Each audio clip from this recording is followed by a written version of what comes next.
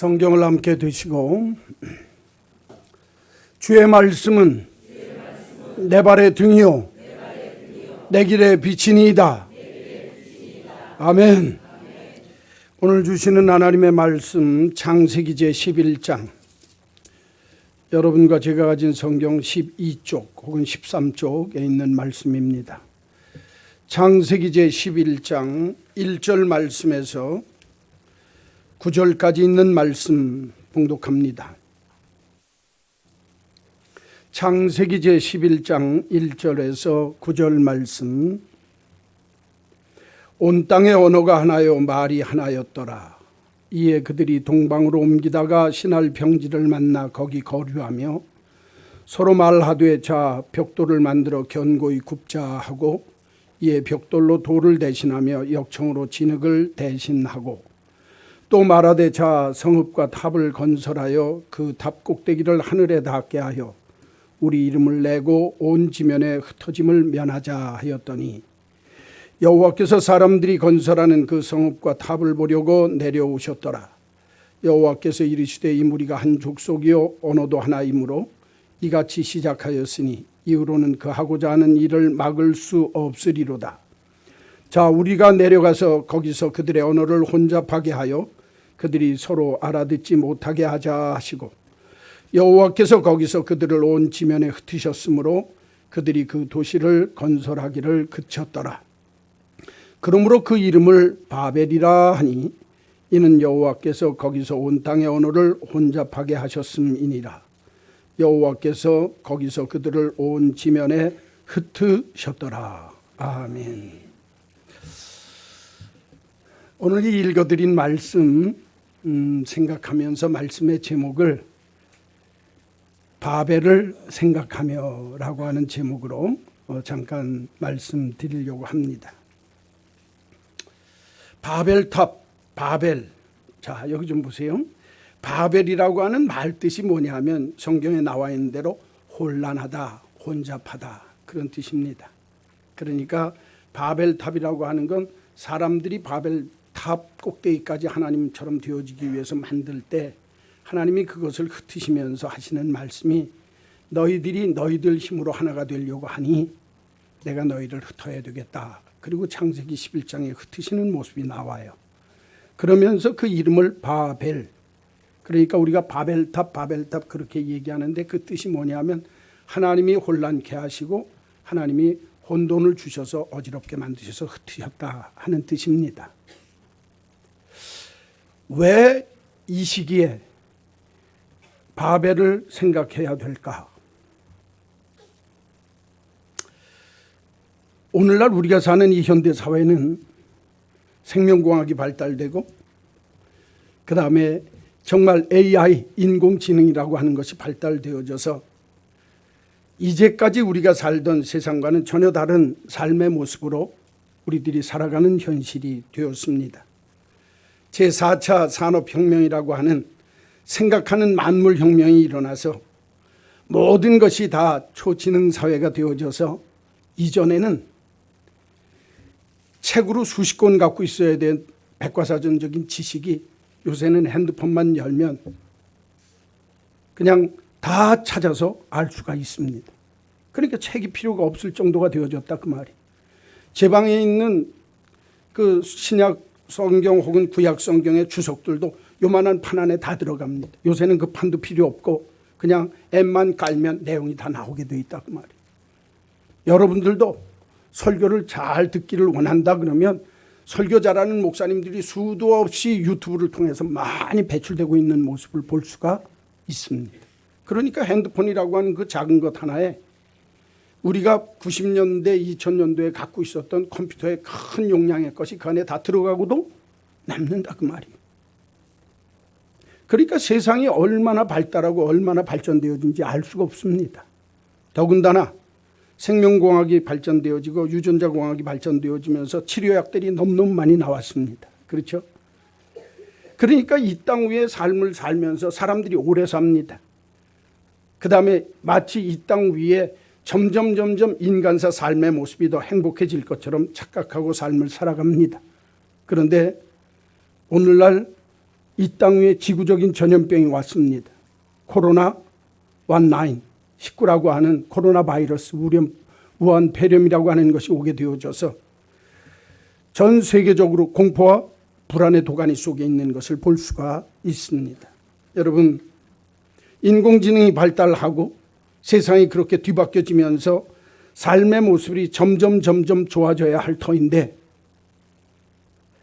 변종되어진 한 바이러스 때문에 온 지구촌이 몽땅 다 뒤집어져서 지구적인 전염병 팬데믹이라고 하는 새로운 단어가 나와서 두려워하고 공포 속에 염려하면서 이기주의가 발현하고 각자 도생해서 나만 살겠다고 하고, 그리고는 정말 한국 사람이든 아시아 사람들에 대한 갈등과 분열의 모습이 나오고, 우리나라에서는 중국 사람들에 대해서 혐오 감정이 점점 깊어지고 하는 모습들이 오늘날 우리 한국 사회 속의 현실입니다. 사랑하는 성도 여러분, 첨단 과학기술 문명이 발달되어졌는데 왜 이 사회 속에 작은 변종되어진 바이러스 하나 때문에 우리 인간의 삶의 모습이 이렇게 불행하고 불안하고 두려워하고 공포 속의 삶을 살아야 하느냐 말입니다. 이런 문제를 고민하게 되어질 때 오늘 성경 창세기 9장에 나오는 11장에 나오는 바벨이라고 하는 이 바벨탑의 역사는 오늘 이 시대를 사는 우리들에게 굉장히 귀한 교훈을 가져다 줍니다. 그래서 오늘 창세기 11장 바벨탑과 연관되어진 바벨을 한번 생각해 봅시다. 이 시대적인 상황과 맞물려서 하나님께서 이런 현상 속에, 이런 현실 속에 우리들에게 주시는 하나님의 음성이 뭘까 한번 들어보자 그 말입니다. 바벨을 생각하며 첫 번째로 생각해야 될 가장 귀중한 교훈이 있습니다. 성경 보십시오. 1절에서 3절까지입니다. 온 땅의 언어가 하나요 말이 하나였더라. 이에 그들이 동방으로 옮기다가 신할 평지를 만나 거기 거류하며 서로 말하되, 첫 번째, 자, 벽돌을 만들어 견고히 굽자 하고 이에 벽돌로 돌을 대신하며 역청으로 진흙을 대신하는 시대가 되었다. 성경은 그렇게 말씀합니다. 첫째로 오늘 이 말씀을 통해서 우리에게 주시는 첫 번째 귀한 메시지가 있습니다. 그건 뭐냐? 문명 발전의 양면성을 알아야 합니다. 말이 좀 어렵지만 들으시면 압니다. 뭐를 알아야 된다고요? 문명 발전의 양면성을 알아야 된다라고 하는 말입니다. 오늘 이 본문을 읽어보면 이 신할 평지에 사람들이 거하기 전에 사람들이 돌을 가지고 진흙으로 모아서 건물을 짓고 망대를 짓고 그랬다는 겁니다. 그러니까 높이 쌓을 수가 없습니다. 왜? 접착력이 강하지 않으니까. 그리고 평탄하게 쌓아서 정말 기준을 잘 맞춰서 수평을 잘 맞춰서 잘 쌓아서 높이 올라갈 수 있는 실력이 없다 그 말입니다. 그런데 오늘 신할 평지에 와 있는 인류 사람들이 하는 말이 뭐라고 하는 줄 압니까? 우리가 개발을 해서 돌멩이가 아니라 벽돌을 만들자. 벽돌을 찍자. 그리고 그 벽돌을 찍은 후에 거기에 진흙으로 바르는 것이 아니라 역청, 콜타르, 오늘날 얘기하면 시멘트와 같이 접착력이 좋은 것으로 이걸 붙이기 시작하면 얼마든지 높고 좋은 정말 큰 성과 망루들을 만들 수 있다. 신기술입니다. 벽돌로 돌을 대신하고 역청으로 진흙을 대신하는 신기술의 발달, 삶의 질을 개선할 수 있습니다. 발전시킬 수 있습니다. 삶이 편리해지고 안락해지고 풍요롭고 정말 넉넉한 삶을 살 수 있도록 만들어주는 것이 신기술이 발전하고 문명이 발전하면 할수록 그렇게 되어질 수 있다 그 말입니다. 오늘 돌멩이를 갖고 진흙으로 만들던 그 건축법이 괜찮습니다. 서두르면 못 찾는 거예요. 천천히 찾으세요.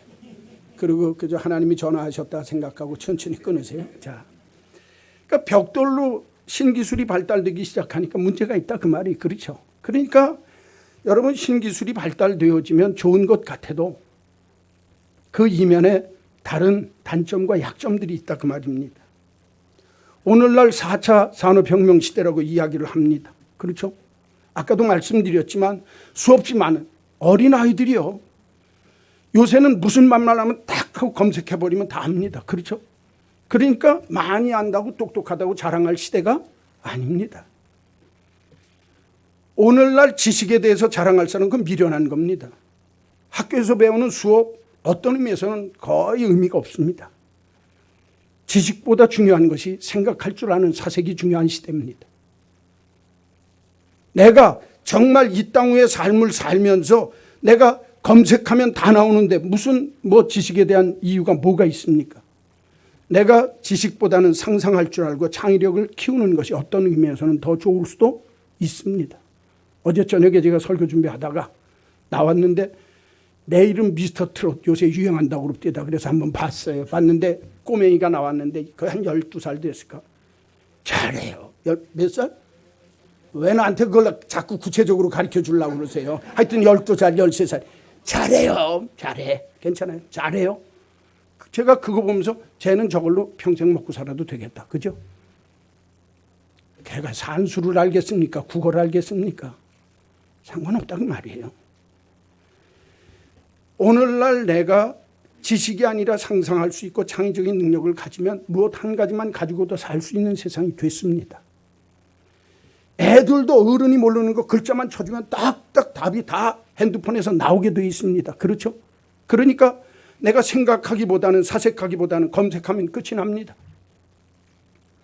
오늘날 땅 위의 삶의 모습을 보면 그것으로 끝나는 것이 아니라 정말 내가 얼마나 많이 아느냐, 얼마나 많은 것을 가졌냐, 수치로 세상을 따지는 세상이 아니라 그가 귀하게 생각하고 그가 의미를 부여하는 것이 뭐냐, 수치가 아니라 가치에 더 의미를 부여하는 세상이 되어졌습니다. 성공보다는, 성장보다는 어떤 삶의 모습이 더 성숙할 수 있느냐라고 하는 문제에 대해서 고민하는 시기가 이제 우리가 사는 이 세상이 되었습니다. 그렇죠? 삶이 얼마나 편안하고 얼마나 편리하고 얼마나 더 발전적으로 바뀌어졌는지 알 수가 없습니다. 맞습니다. 신기술, 문명의 발전, 첨단 과학기술의 정말 많은 발전이 이런 여러 가지 도구들을 통해서 우리에게 온 것을 볼 수가 있습니다. 문제는 뭐냐? 문명이 발달하고 신기술이 발달할 때에 이걸 어떻게 쓰느냐에 따라서 유익하게 쓰고 유용하게 쓰여지면 정말 하나님 안에서 선용하면 유익한 기회가 되어지지만 악용하면 엄청난 재앙이 된다고 하는 것 알 겁니다. 그렇죠? 어떤 사람이 시골에서 올라왔어요. 자판기에 콜라도 있고 사이다도 있고 다 있어요. 그런데 이거 어떡할 줄 모르니까 여기다 돈 넣으면 된다고 해서 돈을 넣었어요. 돈을 넣고 콜라 좀 주이소 그러는데 안 나오는 거예요. 그러니까 주이소 그러는데도 안 나오니까 옆에 있던 할아버지가 뭐라고 그러신 줄 아세요? 그거 다른 것 좀 달라고 해보이소 그러더라는 거예요. 여러분 웃으시는데 오늘날 우리 세상이 그렇습니다. 여러분 핸드폰 제대로 할 줄 압니까? 몇십만 원짜리 그거 왜 삽니까? 전화 쓰는 거 말고 더 쓰는 거 있습니까? 그렇죠? 난 게임도 하고 뭐 한다고. 여러분 제가 왜 이 말씀 드리냐면 문명이 발달한다고 해서 저와 여러분의 삶의 모습이 더 기름져지고 가치가 있고 의미가 있는 세상이 되어져 가느냐 그 말이에요. 우리나라 애들이 게임 제일 잘한다는 겁니다. 여러분 애들은요 요새 자동차 타거나 버스 기차를 타고 전철을 타거나 그러면 애들도 다 핸드폰 갖고 다 사람 쳐다보지도 않습니다. 그렇죠? 여러분 기가 막힌 얘기가 있어요. 앞으로 여러분 직업 잡으려면 안경 장사하십시오. 왜 그런 줄 압니까? 우리나라의 근시아동이 전 세계에서 제일 많다는 겁니다. 애들한테 그거 가르쳐 주는 거예요. 다 이렇게 해서 눈 나빠져서. 우리 형님네 손주들도 오면 다 안경 꼈어요. 야, 너 왜 그러냐니까 눈 나빠졌다는 거예요. 왜 그러냐? 공부해서 눈 나빠진 게 아니라 뭐 해서? 게임 해가지고 핸드폰 들고 앉아가지고. 전 세계에서 핸드폰 어린애들한테 제일 많이 사주는 나라가 우리나라라는 겁니다. 여러분. 이게 문명적인 발전이 있고 신기술이 발달되어진다고 해서 삶이 편리해지고 안락해지는 것뿐만 아니라 반대급부가 있다고 하는 걸 알아야 합니다. 얼마나 무서운 인지를 알아야 합니다. 여러분. 제가 오늘 이 말씀을 드리는 이유가 뭐냐. 문명 기술이 발달되어지고 발전되어질 때에 긍정적인 면도 있지만 부정적인 면도 있을 수 있다고 하는 사실을 알아야 합니다. 용서하시고 들으십시오. 생명과학이 발달하고 유전자과학이 발달되어졌다고 해서 요새 암도 치유하고 죽을 병 다 살린다고 얘기하는 세상입니다. 그런데 신종 코로나 바이러스, 코로나19 하나 딱 들어오고 변종 바이러스가 나타나니까 전 세상이 두려움과 공포 속에 빠지게 되어졌다 그 말입니다. 왜 그렇습니까? 면역성이 없어졌다 그 말이에요. 더 큰 건 항생제에 대한 내구성이 생겼다 그 말입니다. 그러니까 이제는 새로운 신약 발달되어져서 또 만들지 않는, 병 나오면 만들고, 병 언제까지 그렇게 될 수 있는. 어떤 분이 우리나라의 유명한 김명자 박사라고, 그분이 신문에 컬럼 쓴 내용을 보니까 바이러스 그 자체를 박멸하는 게 쉽지 않은 게 아니라 불가능하다는 겁니다. 변종이 자꾸 나타나니까. 심지어 마이크로소프트의 회장이었던 빌 게이츠가 자기 전 재산의 굉장히 큰 액수, 우리가 상상도 못하는 천문학적인 숫자를 병 고치는 일에 좀 발전적으로 썼으면 좋겠다고 사회에다 환원을 했어요. 그러면서 그 사람이 한 얘기가 있습니다. 앞으로 10년에서 15년, 그게 2017년도에 한 얘기입니다. 앞으로 10년 내지 15년 사이에 수억 명이 죽을 수 있는 정말 질병이 나올 수도 있기 때문에 저는 이 일을 위해서 연구하라고 제 돈을 다 드리는 겁니다. 그렇게 얘기했어요. 여러분, 제가 오늘 이 말씀 드리는 이유가 뭐라고 생각합니까? 교회가 과학기술이나 사회적인 문화에 대해서 얘기하려고 하는 데가 아닙니다. 오늘 본문을 보십시오. 벽돌을 만들었습니다. 진흙 대신에 역청으로 합니다. 돌 대신에 벽돌로 쌓아 올라가기 시작합니다.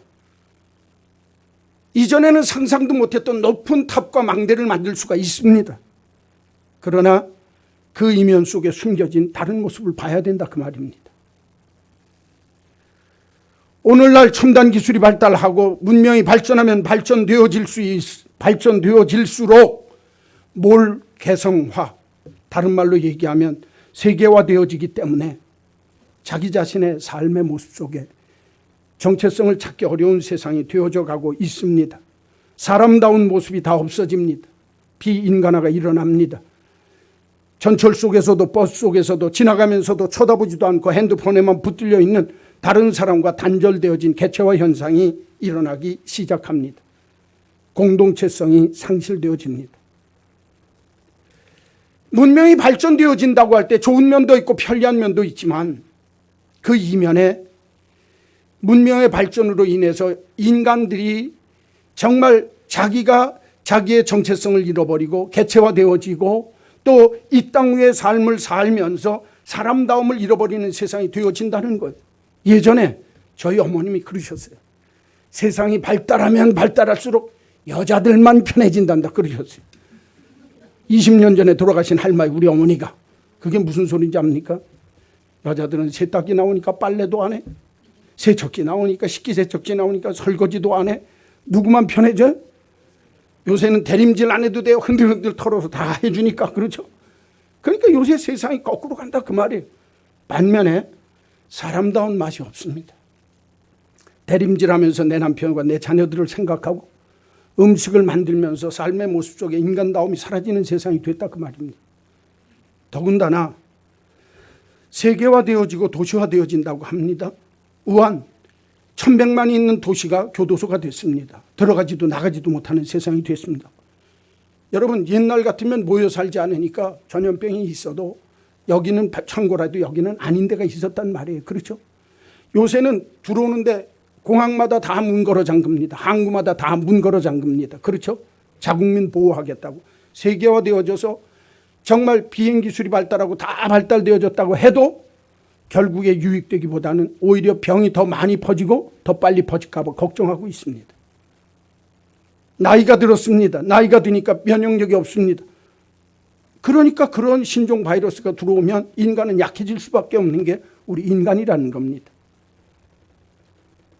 문명이 발전한다고 하면서 생태계를 파괴합니다.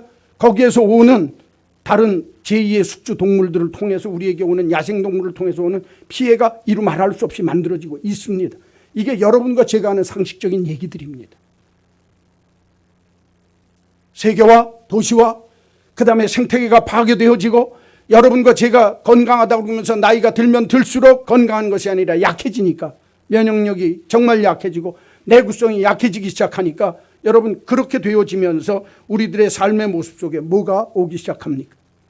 내성이 사라지고 면역력이 사라지면서 병에 대해서 더 약해지고 있다 그 말입니다. 이 땅 위에 신기술이 개발되어지고 발전되어질수록 하나님의 자녀 되어진 우리들은 문명 발전의 양면성을 보고 어떤 것이 진짜 하나님께서 우리들을 향하신 하나님의 뜻을 이루는 삶의 모습일까? 좀 늦어도 어떤 의미에서는 더 귀한 것, 더 가치 있는 것을 놓치지 않아야 된다 그 말입니다. 검색보다는 사색을, 지식보다는 상상을, 내가 이 땅 위에 삶을 살면서 수치나 어떤 계산적으로 눈에 보이는 것보다는 가치와 의미를, 그리고 내가 땅 위에 추구하는 성장과 성공의 모습이 아니라 성숙되어진 삶의 가치를 찾을 줄 아는 그런 믿음의 모습이 우리들에게 있어야 되지 않을까. 오늘 바벨탑은 첫 번째로 그 말씀을 우리에게 가르쳐주고 있습니다. 문명 발전, 신기술의 발달은 언제나 양면성이 있기 때문에 그 양면 중에 내가 어떤 모습 속에 적응하면서 어떤 모습으로 살아갈 것인가 라고 하는 문제를 분명히 가르쳐주고 있습니다. 왜? 이제 두 번째 단계로 나아가면 그 문제가 더 심각해집니다. 4절 보십시오. 또 말하되 벽돌로 돌을 대신하고 역청으로 진흙을 대신해서 기술이 늘고 문명이 발전되어지자 세상에 있는 사람들, 신할평지에 사는 세상 사람들이 얘기하기를 성읍과 탑을 건설해보자. 그 탑 꼭대기를 첫째 어디에 닿게 하고 하늘에 닿게 하고, 둘째 뭐를 하며 우리의 이름을 내며 온 지면에 흩어짐을 면하자 하였더라. 자, 오늘 이 4절 말씀에 나오는 바벨을 통해서 두 번째 주는, 오늘 현대사회 속에 주시는, 오늘 우리의 삶의 현실 속에 주시는 두 번째 메시지는 뭐냐? 우리의 교만을 바로 알아야 합니다. 한번 따라서 합시다. 우리의 교만을 보아야 합니다. 여러분, 벽돌로 돌을 대신하고 진흙으로 역청을 대신하는 기술이 발달되어지고 문명이 발달되어질 때 그들이 갖고 있는 마음속의 기본 생각이 뭔 줄 압니까? 성을 쌓자, 탑을 만들어 보자. 이 고대인들에게 탑을 쌓는다고 하는 것은 내가 하나님같이 되겠다고 하는 상징적인 표현입니다. 오늘 이 본문 속에 보게 되지만 성읍과 탑을 건설하여 그 꼭대기를 어디에 닿게 하자? 어디에 닿게 하자? 하늘에 닿게 하자. 내가 하나님처럼 되어보겠다고 하는 마음이 그 속에, 바탕 속에 깔려 있는 것입니다. 또 하나, 누구를 내보자? 우리의 이름을 내자. 하나님이 아니라 이제는 인간이 내가 삶의 주인이 되고 내가 삶의 행복을 만들어 가보자. 탑을 쌓습니다. 우리의 이름을 내자는 거예요. 그리고 우리가 한번 이렇게 기술적으로 정말 발전되어지고 과학이 발전되어지니 우리가 흩어짐을 면하고 끝끝내 우리가 한번 다 단합되어져서 하나님 없이 우리 인생을 한번 살아보자 하는 것이 바벨의 두 번째 상징적인 의미입니다.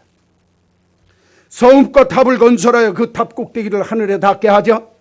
탑을 쌓는 것, 아까 말씀드렸습니다. 하늘에 닿기를 원하는 것, 하나님 경외함이 없이 인간 노력으로 하나님에 도달하려고 하는 인간의 정말 참된 교만이 그 속에 숨겨져 있습니다.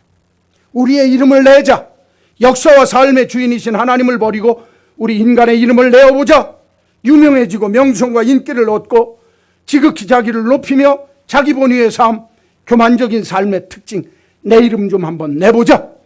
이 교만의 모습이 바벨 속에 숨겨져 있었다는 겁니다. 또 하나, 온 지면에 흩어짐을 면하자. 뭉쳐서 힘을 한번 과시해보자. 세계화되어지면 우리 인간의 힘으로 지상 천국을 이루어볼 수 있겠다 하는 과학 만능의 모습이 오늘 바벨의 의미, 숨겨진 의미라 그 말입니다. 시편 53편에 보면 1절 말씀에 이렇게 얘기합니다. 어리석은 자는 그 마음에 이르기를 하나님이 없다 하니라. 하나님이 있다 손치더라도 무시하고 내가 하나님처럼 되기를 소망하는 삶의 모습, 이 교만이 우리 인간 삶의 모습 속에 있을 수 있다는 겁니다. 더 똑똑해지고 더 과학기술이 발달되어지고 문명이 발전되어지면 되어질수록 이 모습이 인간의 모습 속에 나타날 수 있다고 성경은 말씀합니다. 여러분, 창세기 3장을 보십시오. 아담과 하와의 범죄에 대한 모습이 나와 있습니다. 4장을 보십시오. 가인의 죄에 대한 모습이 있습니다. 가인과 아벨을 통해서 아벨을 죽이는 가인의 죄, 고의적이고 계획적이고 조직적인 범죄의 모습이 나와 있습니다. 6장에 와서 보십시오. 노아에 대해서 6장에서 10장까지 말씀하시면서 노아의 심판에 대해서 얘기하면서 세상의 죄악이 관영하더라. 개인적인 죄악이 집단적인 죄의 모습으로 온 세상의 죄악이 관영하게 되어진 그 다음에 11장에 우리가 누구처럼 되어보자? 하늘에다 하나님처럼 되어보자 라고 하는 인간 교만의 모습이 11장까지 나오는 겁니다. 하나님이 흩으신다는 거예요. 그 이후에 하나님이 하나님의 사람들 이 땅 위의 인류를 구원하시기 위해서 아브라함을 택하셨더라. 그게 창세기 12장입니다. 왜 창세기 11장에 바벨탑의 역사가 기록되어져 있을까? 성경이 바벨을 기록한 바벨을 생각하면서 살아야 할 그리스도인의 정말 중요한 의미가 무엇일까? 인간 교만에 대한 것입니다. 하나님 없이도 내가 하나님처럼 되어질 수 있고 정말 하나님이 사람들이 하나님 없이도 행복할 수 있도록 흩어지지 아니하고 한 마음과 힘을 모아서 세계화 현상을 일으키면서 우리가 한번 해보자. 하나님 없이. 이게 바벨탑의 두 번째 숨은 의미입니다.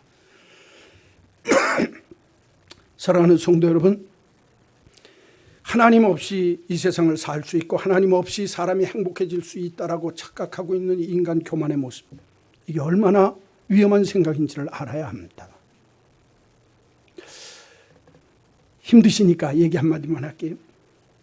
어떤 아주 아리따운 화가 아가씨가 남이 막 농사를 짓고 있는 밭에 들어가서 그림을 그리겠다고 이제를 딱 펴놓고 그림을 그리는 거예요. 그러니까 그림을 그리면서도 좀 조금 미안했는지 옆에 있는 농부 아저씨에게 이렇게 얘기를 했습니다.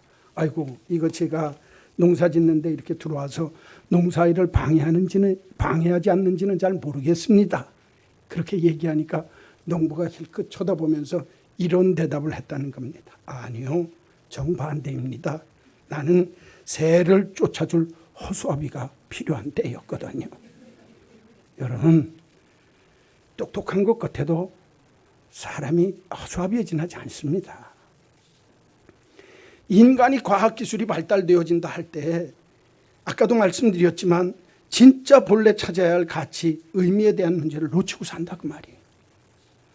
왜 신앙이 필요한가를 알아야 합니다. 오늘 우리의 삶이 편안해지고 정말 과학문명이 발전되어져서 우리의 나이가 점점 더 오래 살 수 있는 고령화 현상이 나타날 수 있고 도시화되어지고 물질이 풍요로워진다고 할지라도 그 속에 숨겨진 우리의 교만의 모습을 반드시 볼 줄 알아야 우리가 허수아비 같은 인생을 살지 않게 되어진다 그 말입니다. 바벨을 생각하며 두 번째, 우리의 교만을 바로 볼 줄 알아야 한다 그 말입니다. 한번 따라서 합시다. 우리의 교만을 바로 보아야 합니다. 문명 발전의 양면성을 알고 바벨탑이 주는 두 번째 교훈은 우리의 교만을 내가 바로 알 때 하나님 안에서 새로운 의미를 찾을 수 있고 가치 있는 삶을 살 수 있다. 셋째, 가장 중요한 얘기입니다. 성경 보십시오. 5절에서 9절까지입니다. 여호와께서 사람들이 건설하는 그 성읍과 탑을 보려고 내려오셨더라. 여호와께서 이르시되 이 무리가 한 족속이요 언어도 하나이므로 이같이 시작하였으니 이후로는 그 하고자 하는 일을 막을 수 없으리로다. 자, 우리가 내려가서 거기서 그들의 언어를 혼잡하게 하자. 그들이 서로 알아듣지 못하게 하자 하시고 여호와께서 거기서 그들을 온 지면에 흩으셨으므로 그들이 그 도시를 건설하기를 그쳤더라. 그래서 그 이름을 바벨이라 하였으니 이는 여호와께서 거기서 온 땅의 언어를 뭐하게 하셨습니다. 혼잡하고 혼란하게 하셨습니다. 여호와께서 거기서 그들을 온 지면에 뭐 하셨더라? 흩으셨더라. 바벨은 이렇게 우리가 한번 해보자. 하나님 없이 사람이 정말 하나님을 대신할 수 있는 세상, 우리가 이 땅 위에 하나님 대신에 우리가 이 땅 위에 행복을 만들 수 있다고 하는 삶의 세계관을 가진 사람들에게 우리가 하나 되기만 하면 무엇이든지 할 수 있다 라고 하는 그 사람들에게 하나님이 갖고 계신 계획은 다르다는 거예요. 하나님이 성읍과 탑을 하나님처럼 되겠다고 하는 마음을 갖고 만드는 탑, 만드는 세상에 오셔서 보시고 하나님이 이 사람들 그대로 놔두면 언어도 하나요, 생각도 하나요, 온전히 하나 되어져서 하나님의 뜻과는 어긋나는 반대의 길을 가게 되겠다 해서 하나님이 흩으시기로 작정하셨습니다. 그리고는 흩어버리셨다라고 하는 것이 오늘 바벨탑의 의미입니다. 하나님의 계획을 바로 알아야 된다라고 세 번째 교훈은 말씀하고 있습니다. 한번 따라서 합시다. 하나님의 계획을 바로 합시다. 인간의 생각과 하나님의 생각이 다를 수 있다라고 하는 거예요. 하나님의 계획은 인간이 하나 되어져서 하늘 꼭대기까지 올라와서 하나님을 대신하는 삶의 모습으로 살아가는 것 원치 아니합니다. 여러분, 하나 되려고 열망을 갖고 하나 되려고 힘쓰는 것 자체가 나쁘다는 것 아닙니다. 진짜 나쁜 문제는 하나님께로부터 멀어지고 하나님을 대항하고 반역하는 것이 문제입니다. 하나님의 통치가 아니라 하나님의 통치에 대한 반역이 일어나기 시작한 것, 그게 바벨이라는 겁니다. 이것이 오늘날 현대사회 속에 기술 문명이 가져다주고 신기술의 발달이 가져다주는 폐악 중에 하나라는 겁니다. 여러분, 하나님 없는 과학자들이 하는 말을 보면 모든 질병은 다 극복되어지고 이 천하 우주 속에서 인간보다 뛰어난 사람이 없어서 인간이 만드는 유토피아는 만들어질 수 있다라고 착각하는 것, 많은 과학기술자들이 착각하고 있는 삶의 모습이 그런 모습입니다. 성경은 아니라는 거예요. 하나님의 계획은 너희들이 그렇게 될 줄 아는데 하나님은 그것을 흩어버리신다고 하는 겁니다. 무섭습니다, 여러분. 제가 오늘 이 말씀을 드리려고 하는 이유는 하나님이 이 땅 위의 사람들, 하나님의 백성들뿐만 아니라 하나님이 구원하셔서 이 세상이 하나 되어지기를 원하셔서 만드신 게 있다는 겁니다. 그게 창세기 12장에 아브라함을 택하시는 겁니다. 하나님의 백성을 택하셔서 하나님의 방법으로 하나님의 백성을 하나 만드시겠다. 그게 하나님의 뜻이지. 인간의 방법과 인간의 기술을 가지고 인간의 정말 문명 발전을 통해서 하나가 되어지도록 하겠다고 하는 것이 아니라는 거예요. 하나님의 계획은 사람의 계획과는 다르다고 하는 사실입니다. 하나님께서는 온 세상이 하나 되기를 원하십니다. 사람의 방법, 사람의 기술, 사람의 과학적인 방법이 아니라 하나님의 방법으로 하나 되기를 원하십니다. 그것이 바로 예수 그리스도요. 그것이 바로 복음을 통하여 하나 되기를 원한다고 하는 사실을 알아야 합니다. 역사를 통하여 이어져 내려온 하나님의 구속 계획을 깨달아 알아야 합니다. 하나님의 계획은 사람이 유토피아를 만드는 것이 아니라 하나님이 하나님의 나라, 통치하는 나라 만드시기를 원하시는 것, 그것이 하나님의 계획입니다. 그런데 인간이 인간의 방법으로 세계화를 이루고 과학화를 이루어서 하나님 없는 인간이 만드는 행복과 인간이 만드는 삶의 모습으로 정말 가장 끝까지 가서 하나님처럼 되겠다라고 하는 생각이 우리 속에 있을 때 하나님은 그걸 흩으신다는 거예요. 성경은 이렇게 얘기합니다. 악인은 그 길을 불의한 자는 그 생각을 버리고 여호와께로 돌아오라. 그리하면 그가 긍휼히 여기시리라. 성경은 말씀합니다. 우리에게 분명히 말씀하시는 것 하나 있습니다.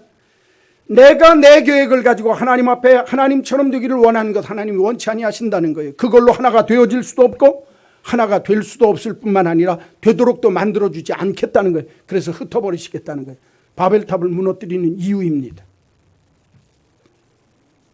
사랑하는 성도 여러분, 교만을 버리고 하나님께 겸손하게 돌아오기를 하나님은 기대하고 원하시는 것이 하나님의 계획입니다. 불신앙 속에서 믿음으로 하나님의 통치를 인정하고 하나님이 다스리는 그 나라를 소망 삼고 살 줄 아는 믿음의 사람 되기를 원하는 것, 그것이 하나님의 계획입니다. 하나님을 무시하고 사람의 영광을 추구하는 허영심을 버리고 하나님께로 돌아서기를 하나님은 원하고 계신다 그 말입니다. 자, 목사님 너무 어려운 소리여서 잘 모르겠는데요. 그럴 수 있습니다. 그러나 여러분, 저와 여러분이 삶을 사는 이 세상 속에 벌어지는 일들을 한번 구체적으로 오늘 이 말씀하고 비교해 보십시다. 과학이 발달되어지고 의술이 발달되어지고 생명공학이 발달되어졌다고 하는 세상에 신종 코로나 바이러스 19 이게 들어오고 난 다음에 온 세상이 얼마나 혼잡한 가운데 있습니까? 얼마나 혼란스럽습니까? 여러분, 그 병이 문제가 아니라 두려워하고 불안해하고 인간의 마음속에 있는 죽음에 대한 공포, 그러니까 다 별일이 다 벌어지잖아요. 그렇죠? 여러분, 이거 교회 갔다 이거 없는가? 교회 안 옵니다. 젊은 사람들 애들 데리고 안 옵니다. 왜? 겁난다 이거예요. 예배당 갔다 오면 어떻게 되냐 그 말이에요. 조심할 건 조심해야 됩니다. 그러나 이런 일들이 벌어지는 상황을 보면서 오늘날 현대 문명이 발전되어질 때 좋은 것만은 아니라는 거예요. 세계화 현상 때문에 탈개체화, 내가 개인화되어지는 것이 없어지고, 그래서 누구네가 사면 나도 사야 되고 누구네가 살면 나도 사는 삶의 모습이 되어져야 되는 거예요. 사람다움이 깨지고 공동체성이 깨어지고 도시화되어지면서 몰려들면서 인생은 각박해지고, 그런 목사님 다 흩어져서 그냥 옛날같이 그냥 다 미련하게 어리석게 원시인처럼 살아야 되는 거냐? 제가 그 말씀 드리는 거 아닙니다.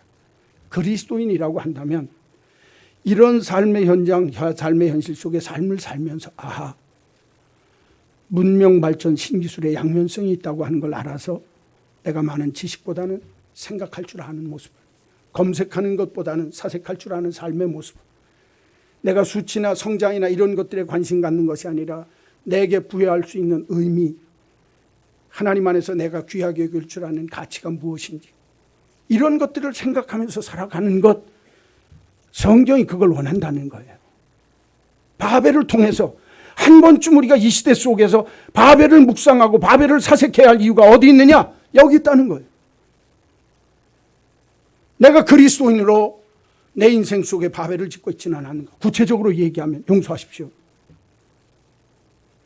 여러분들이 교회 나오는 일 말고 내가 어떤 일에 일하는 일 말고 집에 와서 여러분들이 행하는 일에 대해서 한번 생각을 해보세요. 아마 10시간 중에 5시간 이상을 텔레비전 앞에 앉아 있을 겁니다. 바보 되는 겁니다. 바보 되는 거예요. 요새는요, 텔레비도 내가 끄고 켜고 할 필요가 없어요. 집사람이 하는 거 보니까 기가 지니?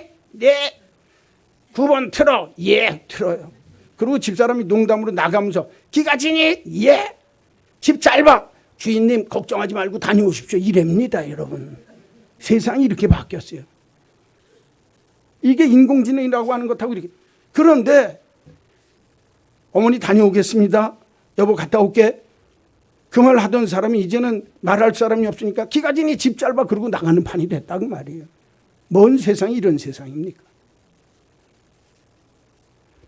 아무리 편해져도요, 여러분 바이러스 하나, 신종 바이러스 하나 나오면서 세상이 다 무너졌다고 말이에요. 바벨탑을 생각해야 될 이유가 여기 있습니다. 아무리 발전되어진 세상을 살면서도 사람이 하나님처럼 되려고 하는 인간 교만의 모습이 내게 있구나. 이 땅 위의 삶을 살면서 그냥 흩어지지 않고 하나 되어져서 멋있게 사람이 하나님 대신에 살려고 하는 세상을 만든다고 하는 하나님의 통치를 거역하는 삶의 모습이 세상에 가져다 주는 것이 무엇인지, 하나님의 계획이 무엇인지를 한번 생각해 보자 그 말이에요. 그리스도인은 그래야 된다는 거예요. 얘기 하나만 하고 마치겠습니다. 너무 오래 해서. 저는 이거 제가 어느 컬럼에서 읽은 얘기인데 이건 재인용하는 겁니다. 어떤 교수가 쓴 글에 제가 재인용해서 얘기하는데, 빅톨 위고라고 하는 사람이 레미제라블이라고 하는 책에 글에 그 소설에 이렇게 썼다는 겁니다. 미래는 약한 자들에게는 불가능이고 용기 있는 자들에게는 기회이다. 너무너무 명언이에요. 그렇죠? 세상 약하게 살지 말고 담대하게 용기를 갖고 살면 미래는 너에게 기회가 될 것이다. 그러나 저는 오늘 이 바벨을 생각하면서 이 말씀을 이렇게 바꿨습니다. 그리스도인은 미래는 없는 자, 하나님 없는 자들에게 저주와 멸망이지만 미래는 하나님이 있는 자들에게는 축복과 기회의 자리가 되어질 것이다. 할렐루야. 제가 오늘 이 본문을 택한 이유가 있습니다. 창세기 11장 1절에서 9절 말씀이 왜 아브라함을 택하시고 하나님의 백성을 만드시기 직전에 이 사건이 기록되어져 있을까? 창세기 속에 이유를 알아야 합니다. 인간은 잘나면 잘난 대로 교만해지기가 쉽다는 거예요. 더 발달하고 발전되어지면 되어질수록 하나님을 멀리하고 내가 하나님처럼 되기를 원하는 것이 인간의 삶의 죄악성의 모습이라는 겁니다. 사랑하는 성도 여러분, 저는 우리 한마음교회 교인들이, 한마음교회 성도님들이 내 삶을 살면서 공부를 하는 분이든 내가 사업을 하는 분이든 내 인생 속에 바벨탑을 쌓아가고 있지는 않는가? 하나님이 혼잡케 하고 혼란케 하셔서 무너뜨리려고 하는 바벨은 내게 있지 아니한가? 코로나19라고 하는 이 정말 변형되어진 바이러스 때문에, 코로나 바이러스 때문에 두려움과 공포 속에 있으면서 이렇게 발전되어진 세상에서 내가 이런 문제에 대해서 어떤 생각을 가져야 할까? 한 번쯤 그리스도인으로 깊게 생각하며 살 수 있는 복 있는 그리스도인이 꼭 되시기를 주의 이름으로 간절히 축원합니다. 축원합니다. 거룩하신 하나님, 오늘날 신종 바이러스 전염병 때문에 비열한 이기주의가 그리고 각자가 도생하고 갈등과 분열을 일으키며 두려움, 무서움, 공포, 불안, 이 모든 것들이 엄습하는 이 시대를 살아갈 때 우리들이 다시 한번 우리 인생 문명, 삶에 되어지는 신기술과 과학기술에 대한 문제를 깊게 생각할 수 있는 계기가 되도록 축복하여 주옵소서. 하나님께서 우리에게 주신 귀한 신기술과 문명 발전이 선용하여 유익한 기회로 사용되어질 수 있도록 축복하시고 악용되어 엄청난 재앙이 되지 아니하도록 하나님이여 도와주옵소서.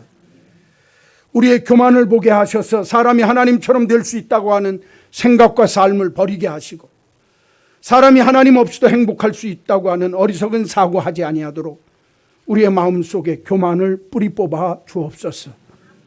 우리를 향하신 하나님의 계획을 알게 하셔서 하나님을 거역하고 하나님을 떠나고 배제하는, 하나님께서 주신 것을 악용하는 미련하고 어리석은 인생이 아니라 하나님과 더불어 화목하며 하나님과 일치하며 하나님이 우리에게 주신 것을 선용하며 살아 고난과 재앙이 아니라 하나님이 주시는 풍요와 축복을 체험하며 살 수 있는 하나님의 거룩한 자녀들이 되게 하여 주옵소서. 특별히 소원합니다. 우리의 왼편에 1000명이 무너지고 우리의 오른편에 10,000명이 넘어지고 자빠진다 할지라도 하나님께서 이 재앙에서 하나님의 백성들을 보호해 주시리로다 약속하신 하나님, 지켜 주옵소서. 보호하여 주옵소서.